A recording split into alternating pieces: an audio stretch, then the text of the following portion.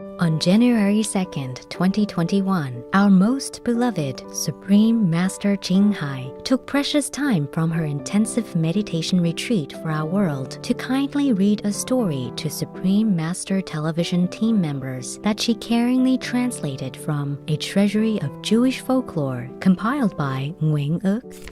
The Four Beings Who Take Care of the World is a story of how a lower god made various entities like vicious spirits and larger, fiercer animals to oppose humans and gentler animals, as well as four extremely powerful beings who act as a counterbalancing force. The being's presence keeps the opposers of humans and meeker animals from becoming too strong and overwhelming our world. So he created demons and deities, yeah? But vicious ones. And then he also caused the human beings in their mind to be afraid of these vicious beings and demons. So it's all God doing, huh? Imagine that, huh? Yeah. What kind of God are you, huh? Making trouble. Okay. If there had not been a lot of grace and blessing, also many of the rules that have been established by God, then the human beings definitely could have never stood up to these vicious spirits as well as demons. It's the beginning of the springtime, and the seraphim, the angel type, yeah. They had gained more strength. They lifted their heads only like this, and then all the bad and vicious spirits as well as the demons were very scared of these seraphim. These seraphim, they spread out their wings, big wings, to protect all humans. So these bad demons and spirits cannot harm humans. In the Bible, Psalm chapter 91, it says that God blesses and protects under his wings. Yeah.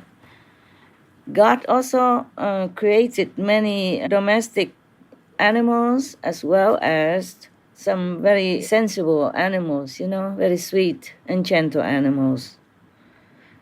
And in order to make an opposite of these gentle and kind and good animals, God also created lions, tiger, and big bear.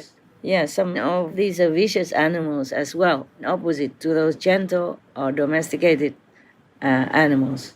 Master explained how this system of antagonistic forces on Earth has caused tremendous suffering and chaos for all inhabitants.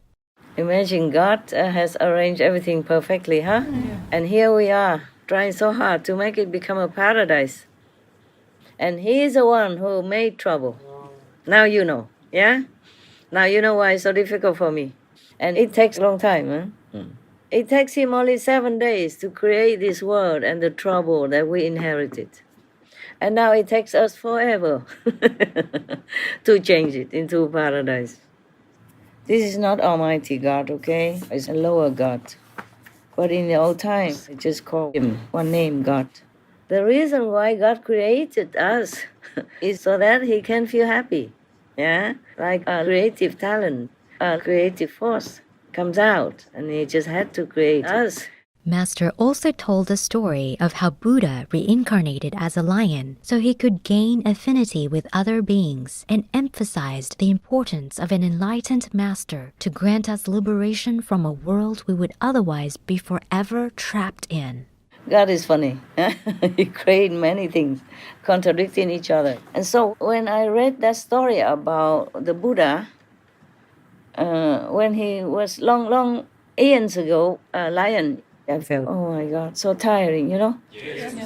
Even the Buddha reincarnated again and again as this and that animal, and then came back again. Even if the Buddha wanted to come down and help beings, he had to swim in the river of life and death forever like that, in different forms, in order to make affinity with as many beings as he could. Yeah.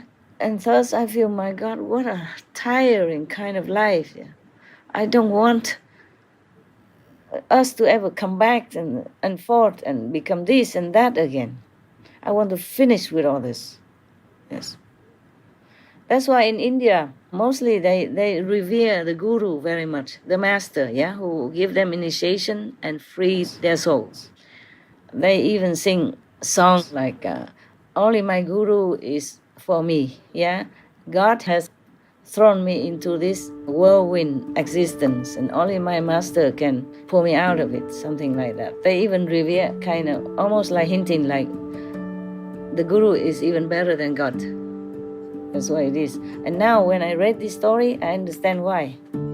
We are sincerely grateful to the most benevolent Supreme Master Qinghai for sharing another story from a treasury of Jewish folklore and using it to explain why our world can be so turbulent and violent at times, as well as why life was created in the first place.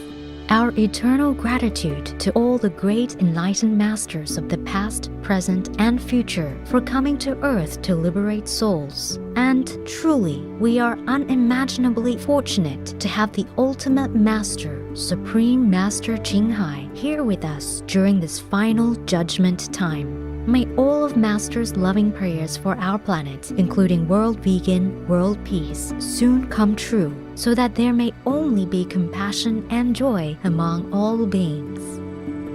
For the full broadcast of this conference with Supreme Master Qinghai, please tune in to Between Master and Disciples at a later date.